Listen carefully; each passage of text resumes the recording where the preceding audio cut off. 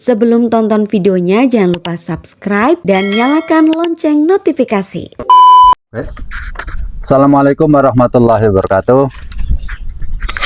Selamat berjumpa kembali dengan channel kami Kebun Rempah Nusantara. Saya harapkan semoga Anda semua dalam keadaan sehat walafiat, tak kurang sesuatu apa, diberikan rizki yang melimpah, rizki yang barokah. Terima kasih atas keaktifannya Anda semua mengikuti channel kami. Mudah-mudahan menjadi ibadah dan menjadi tambah berkembang channel kami untuk kemajuan pertanian Indonesia. Saat ini kami kedatangan beberapa mahasiswa dari perguruan tinggi negeri di Purwokerto, Universitas Jenderal Sudirman, dalam rangka apa ya Mas ya? Diagnosis lapangan tanaman pala, Pak. Oh, diagnosis tanaman pala. Oke, sebelum itu barangkali akan lebih tertib, lebih baik Anda memperkenalkan diri dulu. Siapa namanya? Saya Teni Akbar Nugroho dari Tegal. Fakultas Pertanian. Pertanian. Ini Saya Evan Akbar Muharram dari Tasik. Saya Hilya dari Majalengka. Saya Nafisah dari Cilacap. berarti semuanya Fakultas Pertanian ya. Ini berarti tugas dari kampus untuk memenuhi mata kuliah ya.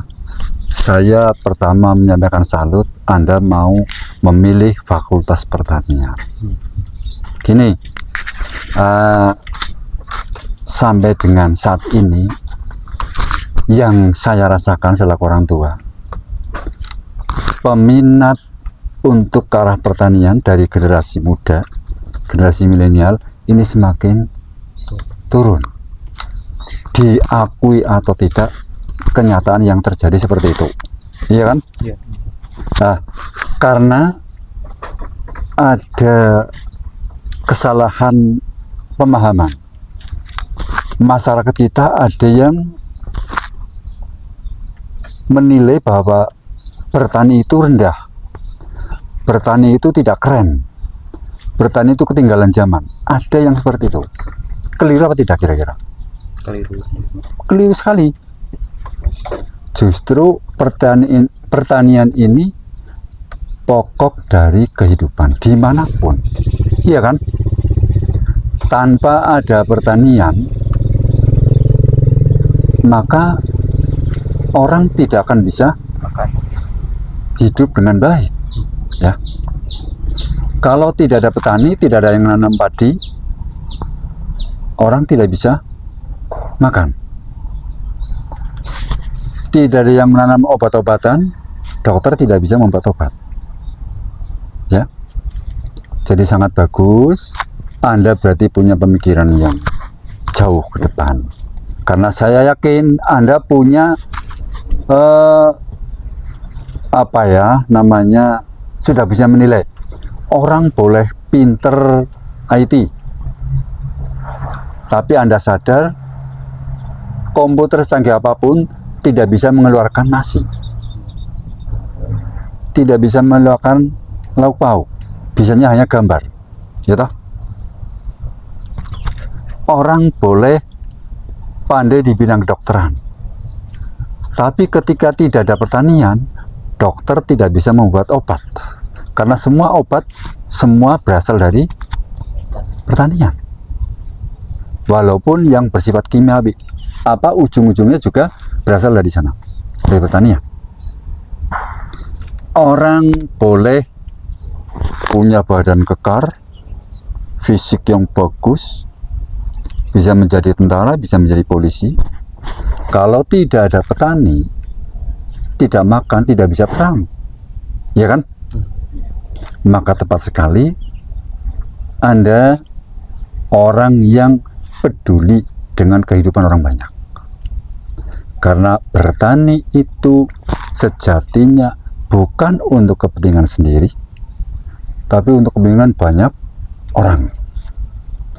Karena menanam sesuatu, entah itu padi, entah buah, entah sayur mayur,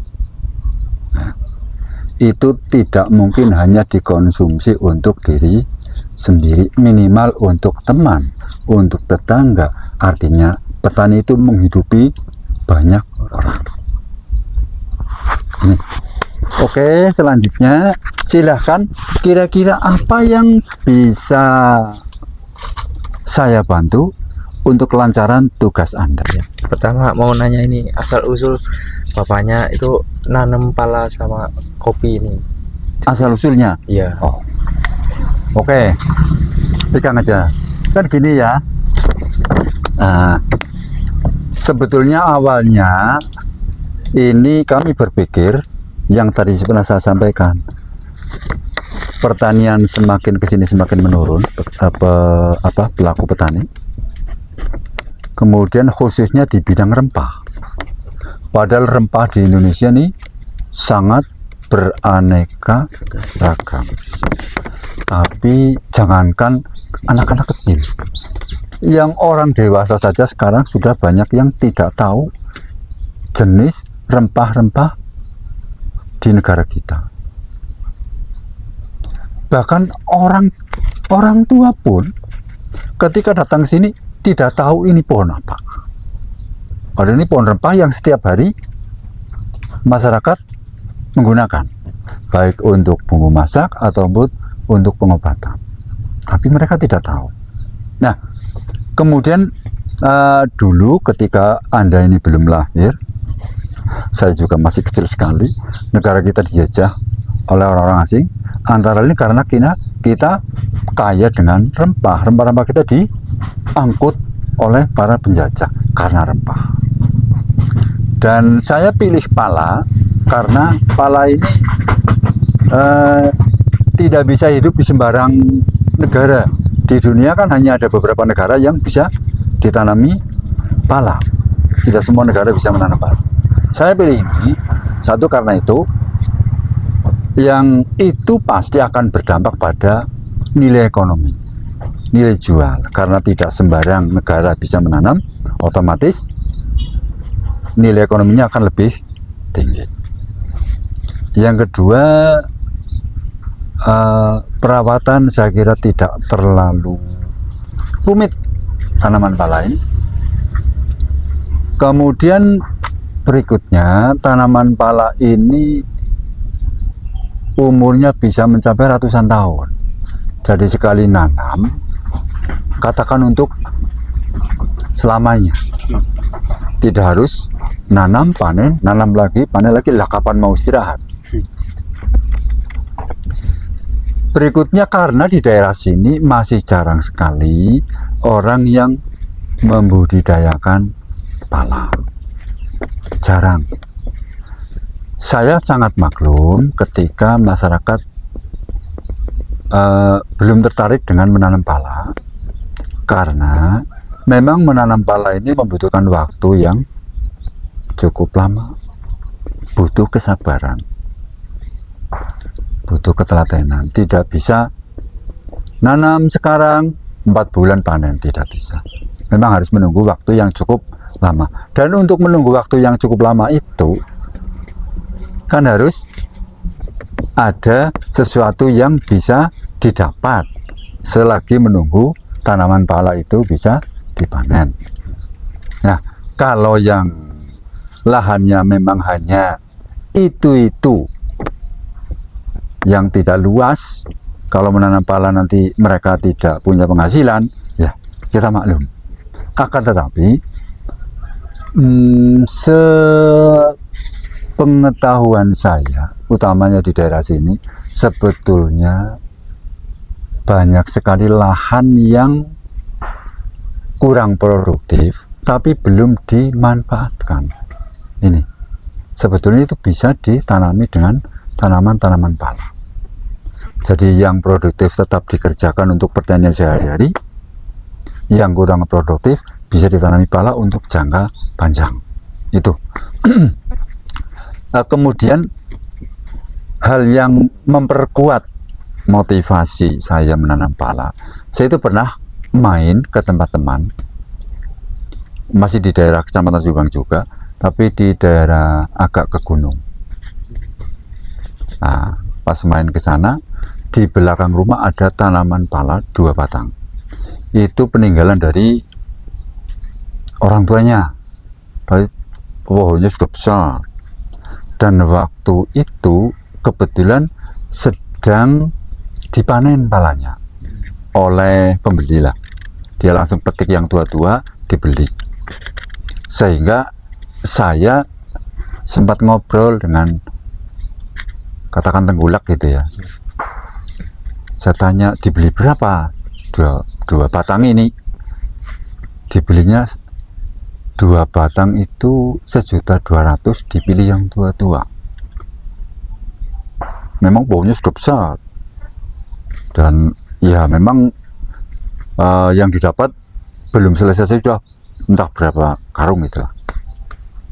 Nah, itu memperkuat saya untuk menanam. Sehingga pulang dari sana, saya pamit dengan teman, saya besok mau tanam. Bukan ingin, tapi besok saya mau tanam.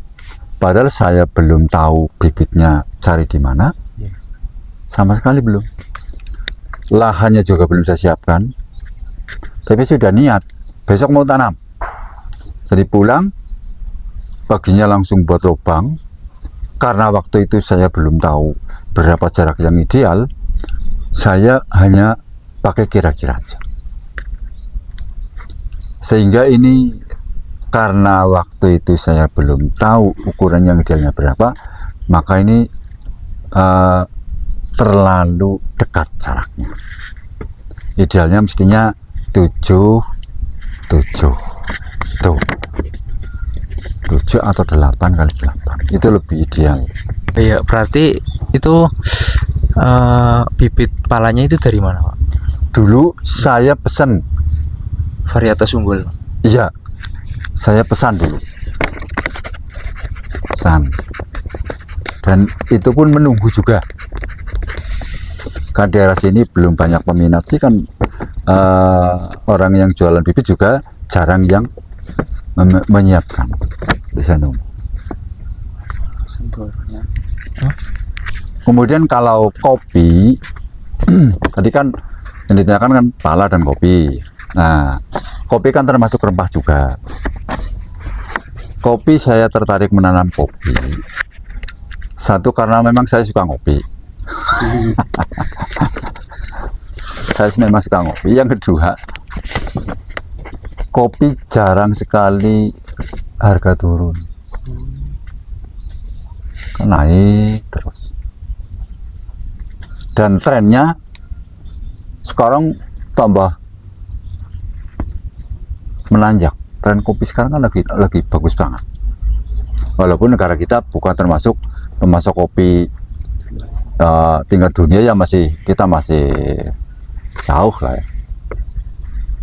Tapi karena saya tertarik, saya mencoba menanam kopi. Dan saya juga sama sekali tidak tahu ilmu menanam kopi tadinya. Tidak tahu. Tapi saya panggil orang bekerja, suruh tanam. Karena dia sudah punya pengalaman menanam kopi, maka ditanam. Kemudian selanjutnya saya sambil belajar. Dan ada sedikit keterkejutan dari yang menanam. Yang bekerja itu orang dari daerah, masih daerah sini tapi masih di gunung sana. Ketika menanam, dulu memperhitungkan nanti ketika umur 2 tahun, ini sudah setinggi kira-kira 1 meter, dipotong dan diokulasi begitu. Dulu, ya, saya manut saja. Nah, tetapi baru 1 tahun ternyata sudah mencapai ukuran yang sesuai dengan untuk diokulasi. Sehingga yang kerja itu terkejut, subur sekali tanahnya. Berarti tanah sini subur, perkembangannya cepat. Sehingga setahun langsung dimulai diokulasi. Saya juga sambil ikut belajar gitu. Dan alhamdulillah sekarang sudah bisa. Itu kalau kopi. Ya, tadi kan nyinggung tanah ya, Pak. Iya. Itu Itu cara pengelolaan tanahnya itu gimana Pak? Apa dari dulu emang sudah subur atau gimana? Belum. Dulu juga tidak terlalu subur, tapi saya itu setiap musim panen padi, tanah di sini saya taruh damen-damen, itu diangkut ke sini, disebar ke sana, bertahap dari tahun ke tahun, dari setiap potong itu saya begitu. Kemudian setiap tanaman ini saya beri lubang sampah. Lubang sampah ini tujuannya menampung ini daun-daun yang berguguran, disapu, dimasukkan ke lubang sampah untuk menjadi kompos, sehingga daur ulang langsung bermanfaat untuk tanaman. Dan kami kan sedapat mungkin mengutamakan organik. Maka di sini ini tidak ada kimia. Tanaman kami tidak pakai kimia. Izin tanya Pak, untuk tanaman pala sendiri itu tadi nama varietasnya apa ya Pak? Ini kalau sepengetahuan saya pala bulat gitu. Pala bulat. Kan pala ada yang bulat, ada yang agak panjang. Untuk penanamannya ini kira-kira dari tahun berapa Pak? Ini coba dihitung. Ini sekarang sudah 9 tahun.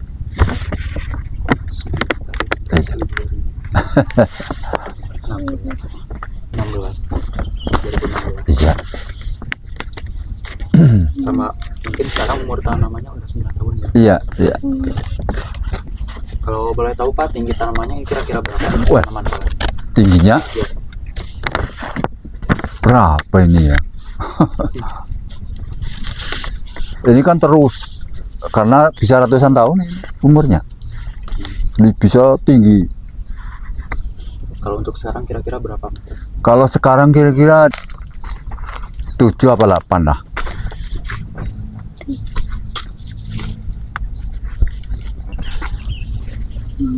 Untuk jumlah keseluruhan tanaman pala di sini yang ditanam ada berapa pohon? Saya tanam 120 batang. Tapi ada beberapa yang ditebang karena untuk kepentingan lahan, artinya digunakan untuk yang lain. Dan ada beberapa tanaman yang memang dikurangi karena terlalu dekat. Itu utamanya pala yang jantan, pohon pala jantan. Kan ada pala jantan, artinya berbuah tapi jumlahnya sedikit, pala jantan. Kalau boleh tahu, di lahan sini sebelum ditanamin pala sama kopi ada tanaman lain yang ditanam nggak Pak? Dulunya, Iya dulu. Sebelumnya begitu. tanaman sebelumnya ini saya pernah tanam lada, merica. Oh, ada. Merica yang pakai batang kelor. Iya. Karena batang kelor itu ternyata menyuburkan tanah juga. Iya. Terus Pak, Bapak selama memanen tanaman pala di sini apa sering menemui gejala penyakit atau patogen Pak? Kalau ada, iya, penyakit apa gitu? Penyakit pada tanaman? Penyakit apa Pak? Kalau pala ini penyakitnya saya kurang tahu persis apa, belum sempat mempelajari. Tapi gejala yang ada ini Mas, Gejalanya? ini kalau saya bilang gagal panen apa ya? Karena belum gagal buah, belum waktunya tua sudah jatuh, gugur buah ya. Nah, mungkin tempatnya itu gugur buah. Walaupun memang buah pala ini rentan sekali dengan Penyakit. rentan dengan angin besar. Artinya ketika angin kuat juga mudah lepas juga. Iya. Tapi ketika saya amati, walaupun tidak musim angin kuat juga, kadang-kadang ada yang seperti ini. Gagal buah apa? Gagal apa ya? Iya. Iya, berarti jika tanaman pala ini terserang penyakit, berarti bagian tanaman yang diserang buah ya, Pak? Atau apa? Kalau batang sama daunnya ada juga nggak? Kalau batang sama daun nggak ada hamanya.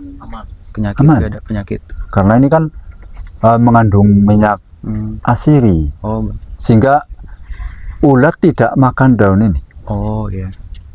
Tidak. Berarti yang terserang penyakit hanya buah berarti, Pak? Mungkin juga buahnya ini, yang apa atau kembangnya dulu waktu keluar, sehingga buahnya menjadi gagal, Iya. gagal buah, tidak sampai tua.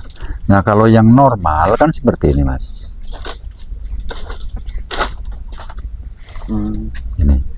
Ini yang normal.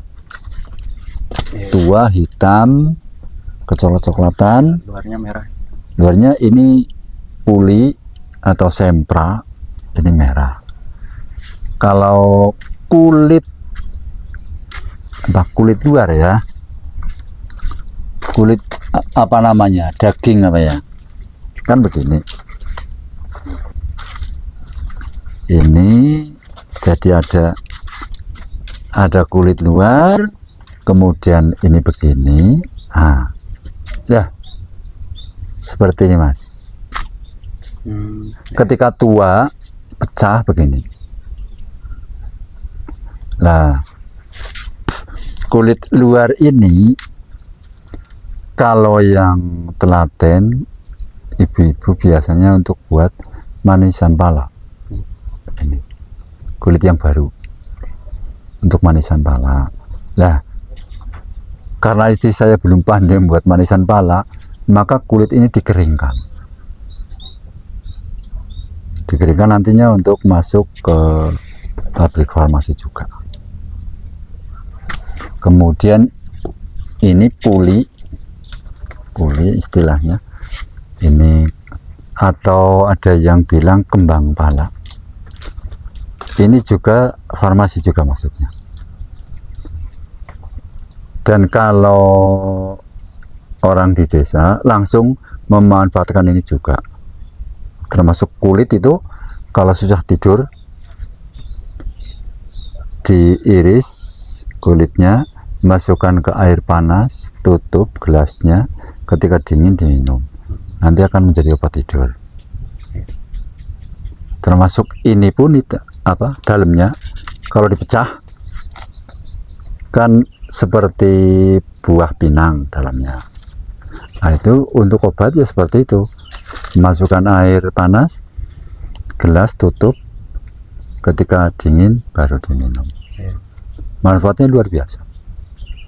Ini pala. Selain untuk bumbu, termasuk ini, maka semuanya ini ada nilai harga, ada semua masing-masing. Ini ada harganya sendiri, ini ada, kemudian kulitnya juga ada. Jadi istilahnya tidak ada yang mubazir. Setiap bagiannya bisa dimanfaatkan. Iya, bisa dimanfaatkan. Bahkan daunnya pun kalau mau dikumpulkan ada yang beli. Itu buat apa biasa? Disuling, Oh, diambil minyaknya juga. Seperti daun cengkeh lah. iya. Ya. Nah, Pak, terkait penyakit tadi, untuk pengendaliannya apakah ada bahan kimia tertentu yang diaplikasikan pada tanaman? Belum. Oh, belum ada. Berarti full organik gitu, Pak? Iya, saya berusaha untuk full organik. Iya. Dan kelihatannya juga tidak terlalu berpengaruh.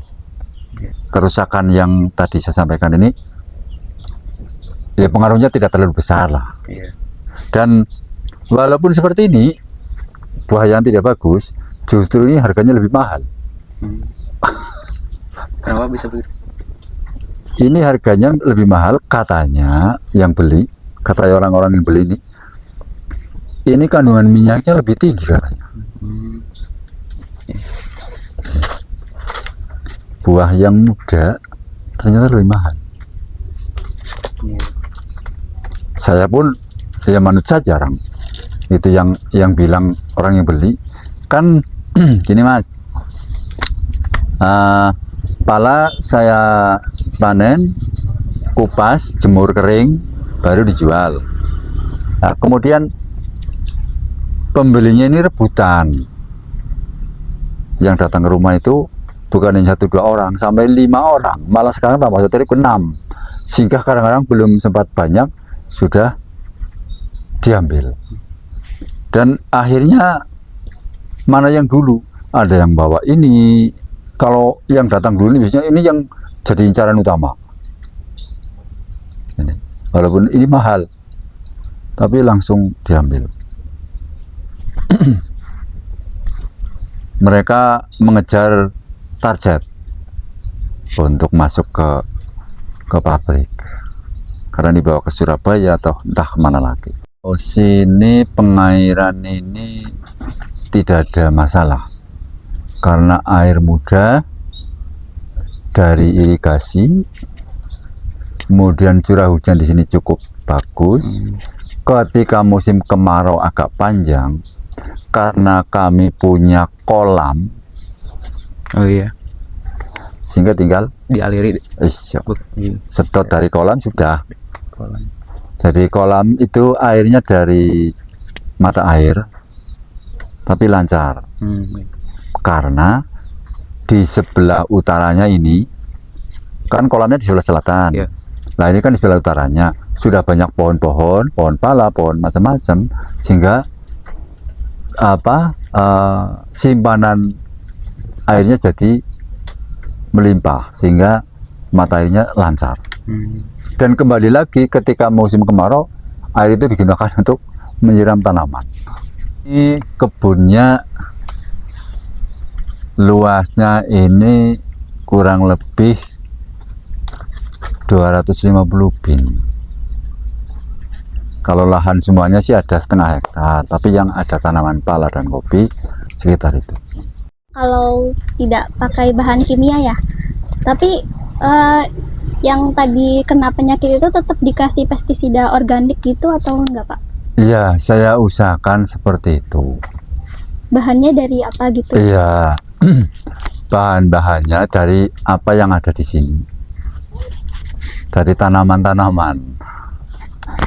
Sambil belajar dengan teman-teman yang menggeluti organik, kadang-kadang begitu, kadang-kadang minta dari hasil mereka, dicoba begitu. Biasanya pemberiannya berapa kali gitu? Melihat gejala, ketika aman tidak perlu, sewaktu-waktu aja. Kebun Rempah Nusantara, Indonesiaku, surgaku.